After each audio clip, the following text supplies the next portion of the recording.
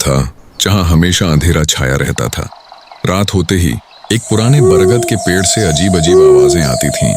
गांव वाले कहते थे यह पेड़ श्रापित है, जो भी इसके पास गया कभी वापस नहीं आया। उसी गांव का एक किसान था रघुनाथ। बेचारा अपनी माँ की दवा के लिए पैसों की वजह से बहुत परेशान रहता था। एक दिन गांव के साहूकार ने उसे बुलाया और बोला, रघुनाथ, अगर तुझे पैसे चाहिए तो एक रास्ता है। उस बरगद के नीचे एक पुराना संदूक दबा है, जो उसे निकाल लेगा उसकी जिंदगी बदल जाएगी। ये सुनकर रघुनाथ के दिल में डर भी था और उम्मीद भी। रात को सिर्फ माँ के लिए वह अपनी जान की परवाह किए बिना पेड़ के पास चला गया। जंगल अंधेरा था, ऊंची घास, हवा का शोर, जानवरों की आवाज और दिल की तेज धड़कन। रघुनाथ ने खुदाई शुरू की।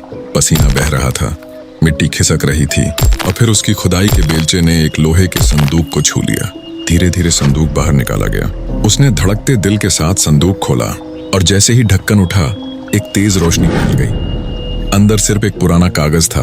उस पर लिखा था, जो भी इस संदूक को खोलेगा उसकी जिंदगी बदलने वाली है। रघुनाथ गुस्से में बोला, बस इतना ही?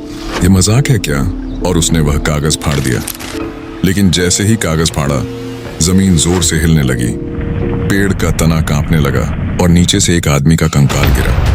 कंकाल पर वही कपड़े थे जो साहूकार पहनता था। गांव वाले आवाज सुनकर दौड़कर आ गए और तब सच सामने आया। सालों पहले साहूकार ने अपने ही भाई को मारकर उस बरगद के नीचे दबा दिया था। संदूक का राज उसी खून का था। अब पोल खुल गई थी। साहूकार को पुलिस पकड़ कर ले गई और जो जमीन उसने छुपाई थी वह रघुनाथ को विरासत में मिल गई। अब रघुनाथ के पास माँ के इलाज के लिए पैसे थे।